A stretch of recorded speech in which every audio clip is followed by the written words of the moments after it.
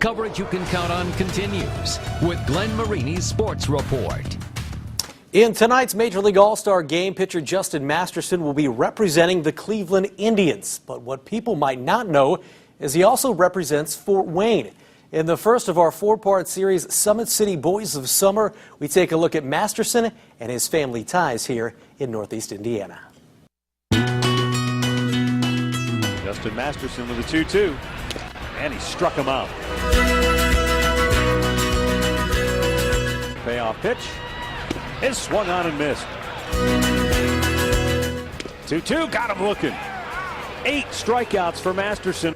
He may be Cleveland's ace, but Justin Masterson's family tree is rooted firmly in Northeast Indiana. Well, it's funny. I got a lot of family there. My parents, from the area. Probably would have been a Fort Wayne guy. My brother was actually born there. So we've talked about it, throughout my life all the time. Just the crazy stuff. Could have been a young lad at Norwell, but ended up in Beaver Creek, Ohio. A suburb of Dayton, Beaver Creek is where Justin's father, Mark, settled in as a longtime pastor. A Norwell grad, Mark studied at Fort Wayne Bible College, then taught at the Jamaican Theological Seminary, where Justin was born. Margaret Stewart of New Haven remembers her young grandson well. Justin was 10 months old. A lot of babies at 10 months can't walk, okay? And he had this tricycle, a metal tricycle. He walks over and he picks it up with one hand, holds it way up over his head, and he's strutting around carrying it. I said, he's going to be a big boy when he grows up. The young Masterson family moved back to Fort Wayne when Justin was 2, his dad taking a position at Northside Missionary Church on Lillian Avenue for 3 years before moving the family permanently to Beaver Creek. I remember one of our neighbors chasing me with an axe in our back alley. We'd always hit up Clara's Pizza, right around the corner and have some fun there.